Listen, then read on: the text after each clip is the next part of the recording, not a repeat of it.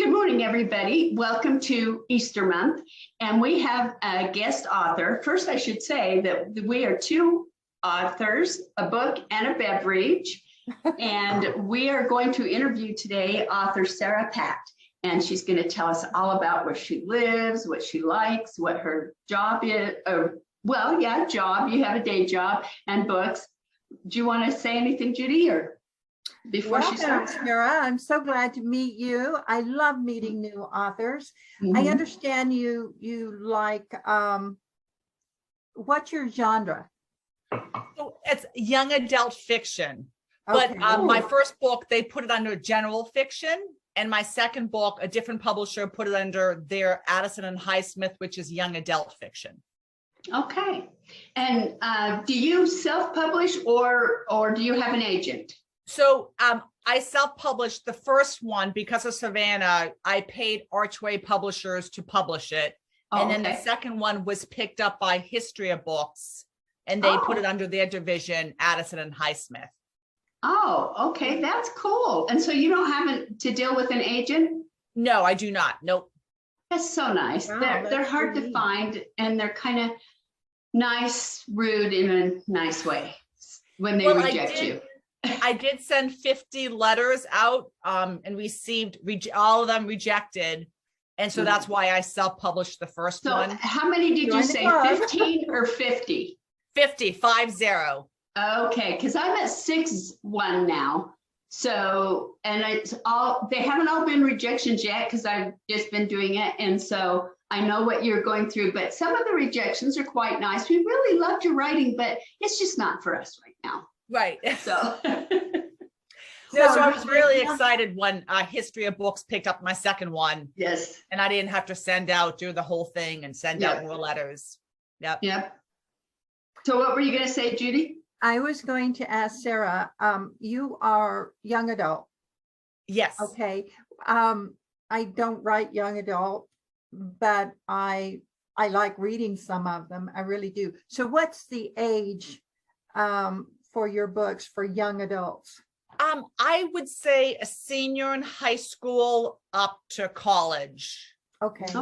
Because the protagonist, her name is Dakota. Hence the title of my second book, Dakota. Right. My first one's Because of Savannah. And that's where she finds out at her father's funeral. She had a brother she never knew existed. So she moves to Houston, Texas to be with him. His name is Luke, and he has a daughter named Savannah. So that's why it's called Because of Savannah. Okay. And then the second one, Dakota, she is senior in high school, and she just got into Rice University. Oh, nice. So I have another question. So you have a day job. What is your profession? So I'm a full-time school teacher. I teach in a private school with kids with a language-based learning disability, such as dyslexia is one of them. Okay. And I do one-on-one tutorials. So I do reading, writing, and spelling and vocabulary. What's the age group with that? So my campus, it's 2nd grade to 8th grade. And then we also have a high school campus down the road. I have 2 4th graders, 6th graders, 7th and 8th, but it changes every year. So in the summertime, sometimes I had a 2nd grader from Australia one summer. Really? That's cool. So we have, in the summer program, we get kids from all around the world that come to my school because it's a specialized school. Wow, that's a challenging job. Yeah, and I love it. I love it. That's great. If you have to have a day job, you have to love it because otherwise you resent it. Because I try to write every morning before work, but I like my job. It's interesting.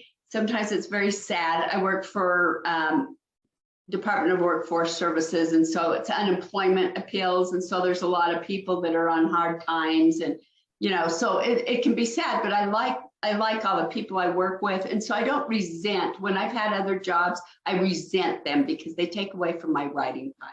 Yeah. So in my first book, I acknowledged my colleagues, the staff, the faculty, the students. Yep. So Sarah, teaching is a full-time job. When do you find time to write? I usually at nighttime when the Celtics aren't playing. Oh, So when I'm not watching the Boston Celtics, I write at night. My husband usually goes to bed early because he gets up early and the house is nice and quiet. And I have a fire going. I got my nice recliner chair. I write on my recliner chair with the nice. laptop. Yep. Nice. Great. I Wow. fall How many books asleep. do you have out? I'm sorry. How many books do you have out? So I have 2 books. The first one was published in 2015, and then the second one was just released this past October. Okay, you Nice. got one on your plate? And then the third one. So it's a trilogy that I wrote. The third one, History of Books, has the third one, and it's under review right now. So, Do you have a title hopefully- for it, or I'm sorry. do you have a title for it? Yes, I do. It's called Lucky, because Oh. Dakota meets a boy, and his name is actually Lucky. Oh, Okay. I actually, there was a girl from Hong Kong that came to the summer program, and her name was Lucky. And I said, I love that name. yeah. So that's actually where I got it from. She was a female, whereas in my book, it's a male I gave the name Lucky to. Okay, so you're a big NBA fan as far as Boston goes. Do you ever put that into your book? Because I don't know how high school kids are about. No, Basketball. I haven't, but that's interesting that it said that, because if they accept Lucky and they ask for, the editing process and the revisions, I am going to add that they go to a Celtics game, because even though it takes place in Texas, one of the characters, the boyfriend, the parents have a summer home in Rockport, Massachusetts. They leave the Texas heat in the summer and they come to Rockport, Mass. So they do visit Boston. That is in my book, and Faneuil Hall is in my book. Wow. My ultimate goal is to have this trilogy made into a television series like Gilmore Girls, because Dakota has 4 years at Rice University. And I think it would be a great show. That So would be. I would love to bring in the Celtics and have it go to their game, meet the Celtics players. Yeah. So are you going to write the screenplay, or are you going to try and just introduce it to someone to write it? I would like to be on the team on the screenwriting. There's a whole team of the screenwriters. When I was younger, I wanted to work for Aaron Spelling. Oh, okay. I loved Aaron Spelling. Like he had night television. He had Dallas, Knots Landing, Dynasty. So when I described Uncle Travis's den, because my book takes place in Texas, I was picturing South Fork. Remember, South Fork was in Dallas. And then the den, the library where JR and Bobby sat and had their scotch with their dad. And that's how I described the library, the den, the sitting room, the man cave, I guess nowadays would be called a man cave. Yep. In my book was from That's Dallas. cool. That is So- awesome.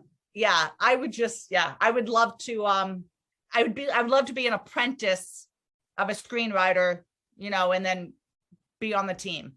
Great. Okay, you're giving away a book? Yes, I am giving away. I am actually going to give away 2 books. Great, So I have, great. because of Savannah is my first one, my first baby. Ooh, I like that cover. Oh, thank you. Yes, it's a nice little That is cupcake. nice. Savannah's Yeah. nickname is Cupcake. Oh, The sequel is Dakota. okay. Great. I like that. Thank you. Okay, one more question before we go. Our time's almost out. You've got a beautiful dog. I'm a dog lover. And I noticed the picture of your dog. He was huge. Oh, okay. When where was that? It was on your Amazon author page. Okay, so that's actually my grand dog. So Oh. my son Zachary and his roommates thought it would be cute to get a puppy their senior year in college, which is no, do not do that. Yeah. So he joined the military. My son is in the military, and so who takes care of his dog? Grandma. You Grandma. do. So Yeah. he's actually my grand dog. His name is Max. He's Oh, a bull he's beautiful. mastiff.